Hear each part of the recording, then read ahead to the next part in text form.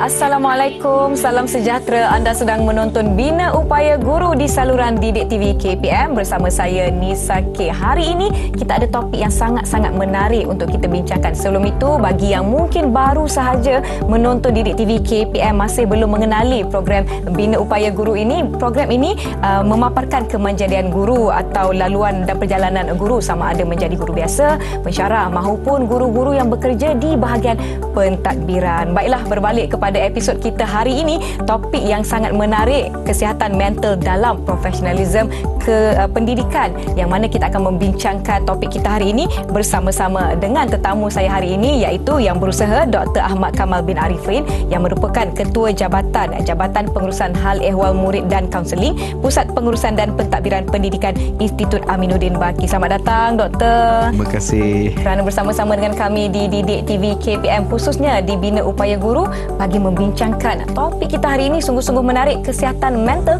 di dalam profesionalisme keguruan, yang mana telah dilaksanakan sebagai antara usaha dalam membina serta memelihara kesihatan mental dalam warga pendidikan itu sendiri. Jadi, langkah Kementerian Pendidikan Malaysia KPM telah mengadakan program ini sejak 2009 lagi. Maknanya ini bukan perkara yang baru sebulan, 2 bulan, setahun, 2 tahun yang lalu diadakan, ya Doktor.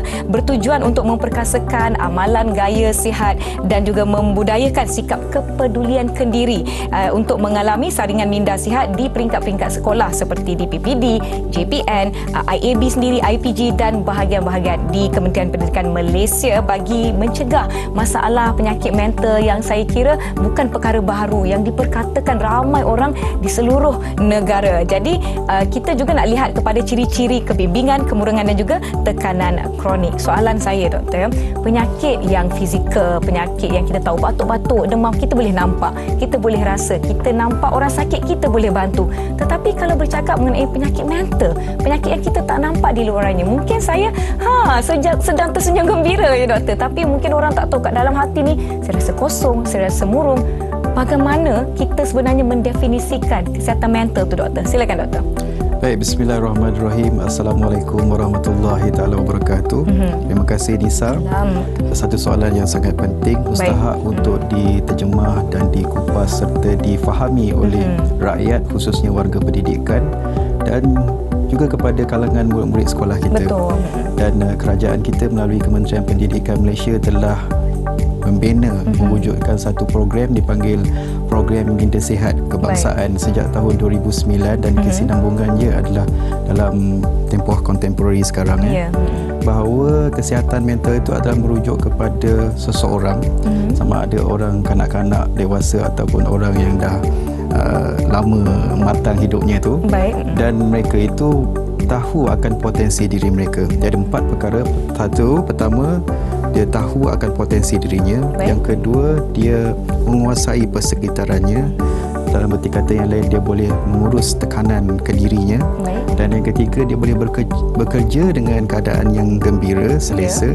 Dan yang keempat, dia walau di mana dia berada, sama ada di dalam rumah atau di luar rumah, dalam konteks pendidikan di sekolah, dia dapat memberi manfaat kepada masyarakat sekitarnya. Maka itu yang dikatakan kesihatan mental.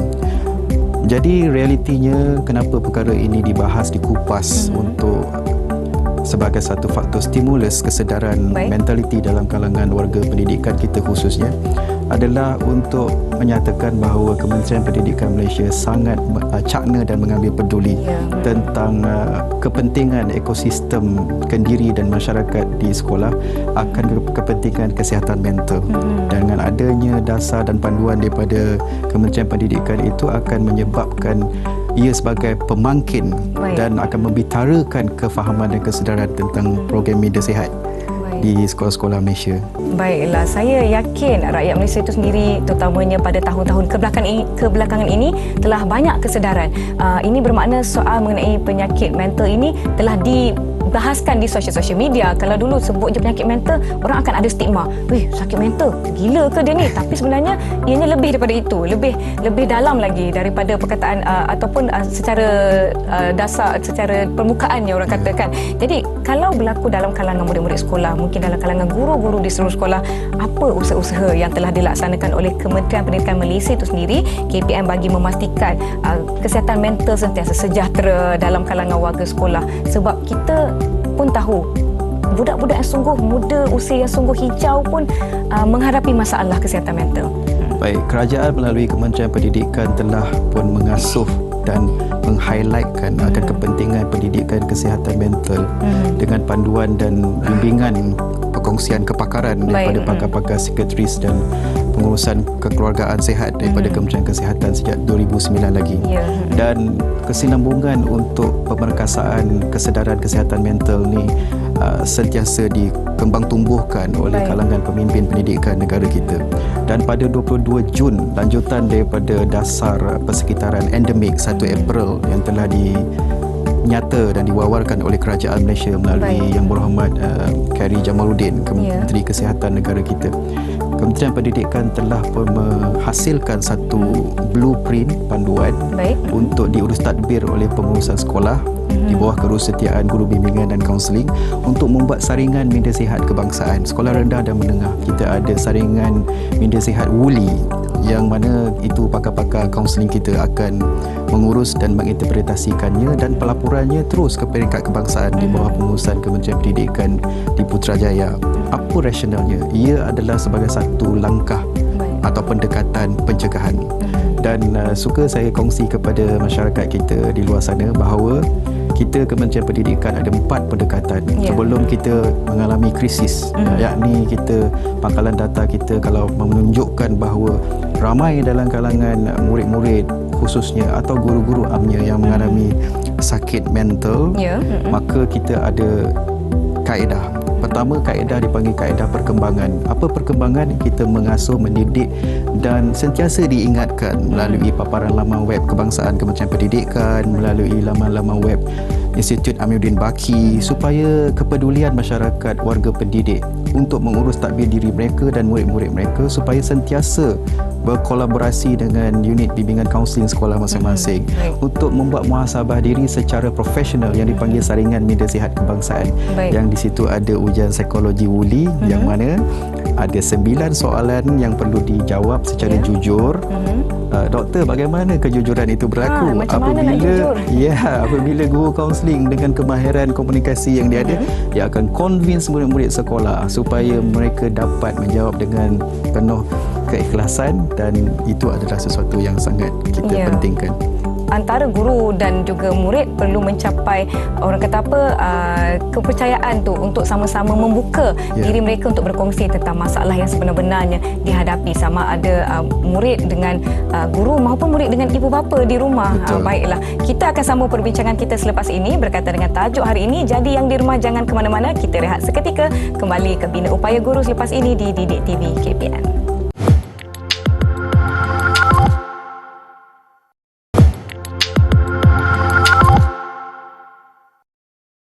Bersama saya Nisa dan tetamu kita hari ini yang berusaha Dr. Ahmad Kamal bin Arifin membincangkan tajuk kita kesihatan mental dalam profesionalism keguruan. Menyebut kepada apa yang telah kita bincangkan di awal tadi Doktor, program Minda Sihat tahun 2009 bukan perkara baharu, telah diadakan bertahun-tahun lamanya, dan apakah objektif-objektif yang sebenarnya hendak disampaikan kepada orang ramai daripada program ini Doktor? Silakan. 3 perkara utama objektif kerajaan Malaysia melalui Kementerian Pendidikan berorientasikan asasnya adalah di bawah slogan Minda Sihat, emosi terjaga, kehidupan sejahtera. Dan ia adalah sangat penting untuk mendukung objektif program Minda Sihat kebangsaan. Iaitu pertama adalah untuk membugarkan kesedaran tentang kesihatan mental. Yang kedua, untuk mengukuhkan tubuh ilmu dalam kalangan masyarakat sekolah, khususnya kalangan murid-murid, apa itu kesihatan mental. Dan yang ketiga adalah untuk sebagai satu langkah intervensi bagi kalangan murid-murid dan juga guru-guru jika mereka ada simptom berkaitan dengan ketidaksihatan dari segi mental mereka. Itu adalah merupakan objektif yang sangat penting untuk difahami dan dihayati oleh kalangan warga pendidik khususnya dan kalangan murid-murid sekolah amnya. Dan perkara ini bila dihayati tentulah ibu bapa akan menyokong. Betul tu, bukan sahaja daripada pihak ibu bapa, malah pihak guru juga penting untuk kita mengetahui apakah gejala-gejala yang dihadapi oleh murid-murid. Kadang-kadang kita tak tahu murid-murid ada masalah kan. Mereka tak nak bercerita dan sebagainya. Memandangkan program Minda Sihat telah pun diperkenalkan sejak 2009 lagi. Sejauh mana setakat ini ya doktor keberhasilan maupun impak yang telah ditunjukkan kepada murid-murid, mungkin dalam kalangan guru-guru sendiri. Program ini diadakan lebih-lebih lagi apabila kita memasuki fasa-fasa endemik, pasca pandemik telah melahirkan ataupun menjadikan ramai di antara murid-murid yang menghadapi masalah kesihatan mental ini. Jadi bagaimana program ini dapat membantu mereka khususnya pada waktu-waktu sebegini? Baik, masyarakat manusia di seluruh dunia secara global dan lokal mengambil maklum akan suasana pandemik, yang mana asuhan kesedaran tentang pendidikan kesihatan mental daripada 2009 itu telah memberikan ketampakan dari segi kesiapsiagaan warga pendidik khususnya kanak-kanak murid-murid sekolah-sekolah Malaysia, bagaimana mereka mengasimilasi dan mengadaptasi persekitaran yang tak selamat tersebut semasa suasana COVID-19 itu, yang mana data-data yang berkaitan dengan masalah mental tu tidak begitu digembar-gemburkan bahawa tahap keselamatan mental dalam kalangan anak-anak Malaysia berada dalam keadaan yang krisis, dan lanjutan daripada itu, kita Kementerian Pendidikan melalui surat siaran 22 Jun 2022 meng-highlightkan akan pengukuhan program Minda Sihat itu. Kita ada program Minda Sihat dengan ujian saringan kesihatan WULI. Kita dengan penuh kebertanggungjawaban kita akan memperkasa kesihatan mental dalam kalangan murid-murid sekolah kita. Baiklah, mungkin ramai murid-murid sekolah yang sebenarnya saya tak tahu nak buat apa doktor. Saya ni ada masalah, saya stres kat rumah, saya datang sekolah stres dengan kawan-kawan, mungkin antara masalah yang dihadapi, tapi mereka tak tahu prosedur bagaimana nak mendapatkan bantuan itu sendiri, nak pergi kepada guru kelas dahulu ke atau terus ke pusat kaunseling ke, bagaimana doktor? Kita di sekolah-sekolah Malaysia, Kementerian Pendidikan melalui surat siaran pengurusan kaunseling kebangsaan daripada tahun 2001 sehinggalah sekarang dengan perkara dan konsep kaedah pencegahan masalah mental yang sama. Semua murid berhak untuk bertemu dengan guru bimbingan kaunseling dalam hal-hal berkaitan dengan khusus dari segi kesihatan mental, pendidikan kejaya, cara gaya belajar, kemahiran psikososial dan pendidikan membina kepimpinan kendiri. Dalam erti kata yang lain, mereka telah maklum tentang hak mereka untuk mendapat perkhidmatan kaunseling berkaitan dengan isu-isu yang berkaitan khususnya kesihatan mental untuk mereka kongsi masalah tersebut. Dan prinsip kesihatan tu adalah apabila murid cakna dan boleh bertemu dengan guru kaunseling, 50% daripada masalah sedia ada yang dialami itu akan terlerai. Kita akan rasa macam seolah-olah bebanan itu telah dikurangkan di bahu. Janganlah bawa masalah itu ke mana-mana. Orang kata apa, lebihkan, luangkan masa bersama guru kaunseling. Mungkin mereka boleh cuba mendapatkan bantuan dan mencapai, orang kata apa, ruang percaya tu untuk mereka berkongsi masalah bersama guru kaunseling. Bagaimana kalau kita nak mendekati murid maupun guru yang sebenarnya takut nak berkongsi apa sebenarnya masalah yang dihadapi? Mungkin mereka akan merasakan, kalau saya berkongsi masalah ni mungkin saya akan dikenakan pandangan stigma ataupun pandangan serum. Bagaimana kita nak mendekati golongan yang sebenarnya takut sangat nak berkongsi masalah? Persepsi stigma negatif masyarakat, khususnya warga pendidik ataupun murid-murid sekolah yang tak berani atau tak yakin akan keselamatan emosi dan rahsia mereka jika mereka mengalami kebimbangan ataupun kemurungan ataupun tekanan yang tidak terkawal tu adalah merupakan satu cabaran sebenarnya kepada semua kepimpinan pendidikan sekolah khususnya dan kalangan guru-guru kaunseling umumnya, supaya mereka bersifat penyayang, empati, caring, understanding, trustworthy.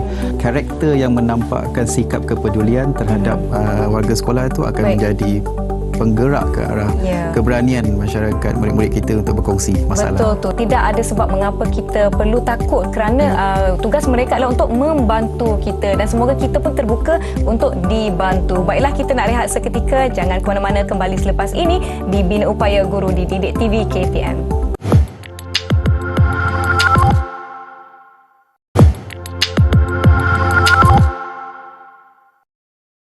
Bersama saya Nisa Kir dan Dr. Ahmad Kamal bin Arifin. Topik kita hari ini kesihatan mental dalam profesionalism pendidikan.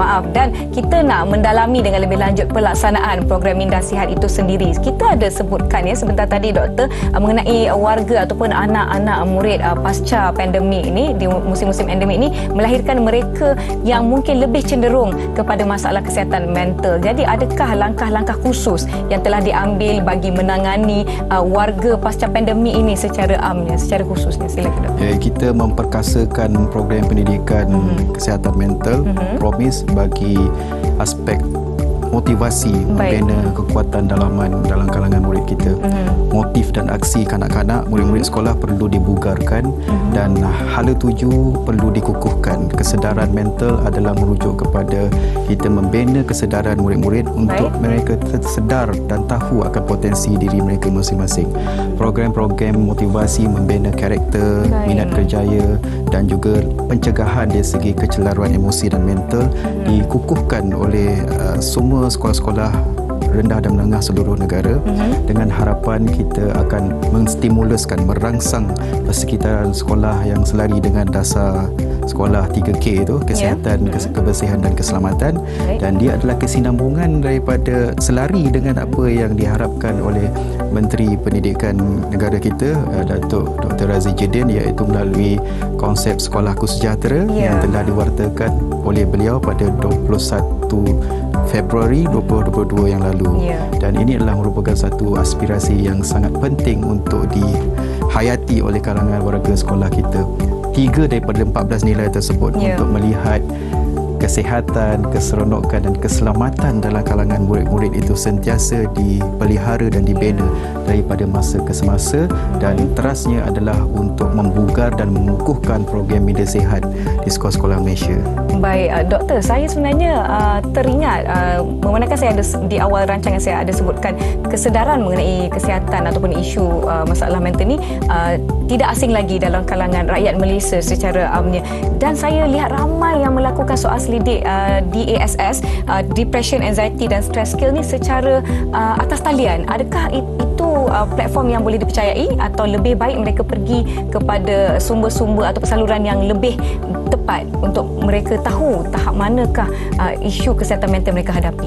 Betul. Dalam dunia VUCA abad 21, IR 4.0 kita memang membicarakan teknologi digital untuk mendapatkan data standard pengoperasian sekolah, khususnya dalam melihat dan meninjau dan menganalisis tentang analisis kesihatan mental dalam kalangan murid-murid kita. Murid di sekolah-sekolah Malaysia boleh menganalisis, boleh ditadbir oleh guru kaunseling melalui sistem analisis kesihatan depresi, anxiety, stress skill tu, dan akan diinterpretasi secara terpimpin oleh guru kaunseling di sekolah-sekolah seluruh negara, dan pangkalan data umum tu boleh dibaca oleh pegawai meja kita di Kementerian Pendidikan Malaysia di bahagian pengurusan sekolah harian. Maknanya sekiranya menggunakan saluran yang betul, mungkin melalui sekolah atau guru-guru, mereka tahu apa langkah seterusnya untuk diambil. Mungkin lepas buat atas talian tu, dah tahu dah tahap saya banyak ni, tentu tak tahu. Langkah seterusnya terus orang kata apa, tidak ada orang kata apa intervensi seterusnya. Jadi bercakap mengenai intervensi apa alat yang telah digunakan untuk melaksanakan intervensi Minda Sihat di sekolah-sekolah. Satu tadi itu yang saringan Minda Sihat, inventory DAS tadi itu. Yang kedua soal selidik WULI yang untuk melihat tentang sejauh mana 9 perkara tentang kualiti kendiri berkaitan dengan kesihatan mental tu, adakah dia berada dalam keadaan okey ataupun tidak okey. Dan sebenarnya apabila murid-murid sekolah sudah didedahkan tentang saringan psikologi tersebut, mereka boleh memuhasabah diri mereka. Kalau mereka nak dapat bimbingan interpretasi, boleh bincang dengan guru kaunseling. Tapi kalau mereka rasa cakna dan mereka celik akal berkaitan dengan instrumen tersebut, mereka boleh muhasabah diri mereka daripada masa ke semasa. Boleh mereka baca, adakah saya rasa tak seronok hari ni? Saya seronok sangat. So dia dah dapat stimulus di situ. Secara tak langsung kehidupan mereka itu jelas dari segi apa sebenarnya yang perlu mereka fikirkan untuk membina kesihatan mental mereka dari masa ke semasa. Baik, Doktor, sebahagian besar perbincangan kita, soalan-soalan saya berkisar antara guru dan juga murid. Bagaimana pula dengan peranan pihak pentadbir di sekolah? Yes, ini soalan yang sangat penting yang sentiasa diberi perhatian dan dipantau oleh Institut Aminuddin Baki. Pengoperasian kepimpinan dalam hal-hal berkaitan pelaksanaan dasar-dasar semasa, khususnya pelaksanaan program media sihat kebangsaan di sekolah-sekolah Malaysia akan dipantau oleh pengetua sekolah kita. Kita ada sistem pemantauan yang bersepadu, one page project manager yang mana semua guru-guru pentadbir sekolah kita tahu tentang kaedah pemantauan tersebut, dan daripada data pemantauan tersebut mereka boleh membuat pengukuhan, penstrukturan semula, plan kontingensi, pengurusan risiko jika ada bukti yang menunjukkan bahawa program itu ada kelemahan sana sini. Mereka perlu mantapkan daripada masa ke semasa, khususnya untuk memantau guru kaunseling dapat menginterpretasi data tersebut secara bermakna. Baiklah Doktor, sebenarnya kita telah pun tiba di penghujung perbincangan kita. Banyak yang telah kita kupaskan dan diharapkan dapat memberi penjelasan dan pencerahan kepada semua yang menonton, malah kepada ibu bapa yang menonton, kepada murid-murid serta warga pendidik. Sedikit daripada Doktor, kata-kata akhir harapan Doktor terhadap program minda sihat yang kini saya fikir lebih cakna lah dalam kalangan rakyat Malaysia itu sendiri. Baik. Asas kepada kerukunan kesejahteraan mental dalam kalangan masyarakat kita adalah pada kita punya jiwa kita. Ala inna fil jasadi mudghah iza salahat salah jasada kullu iza fasadat fasada jasada kullu fahiya qalbun. Hati nurani kita sentiasa perlu ketenangan. Dan ketenangan, kalau kita sebagai orang yang beragama, kita kena sentiasa ingat kepada Tuhan kita walau di mana saja kita berada. Anta'budullah ka'annaka takun tarahu fa in lam takun tarahu fa innahu yaraka. Kita sentiasa dapat merasakan walau di mana saja kita berada, di depan kita ada Tuhan yang akan menolong dan akan membantu kita. Adanya kesedaran itu, kita akan tenang dan kita sentiasa yakin akan apa yang kita sedang usaha untuk kita capai. InsyaAllah. Dan saya harapkan juga semoga program Minda Sihat ini dapat membantu lebih ramai lagi murid-murid, malah guru-guru di sekolah. Dan saya harapkan semuanya jelas terhadap topik yang kita bincangkan pada hari ini, iaitu kesihatan mental dalam profesionalisme pendidikan. Terima kasih saya ucapkan kepada Yang Berusaha Dr. Ahmad Kamal bin Arifin, Ketua Jabatan Pengurusan Hal Ehwal Murid dan Kaunseling, Pusat Pengurusan dan Pentadbiran Pendidikan Institut Aminuddin Baki. Semoga kita bertemu lagi. Saya Nisa K. Terima kasih dan jumpa lagi.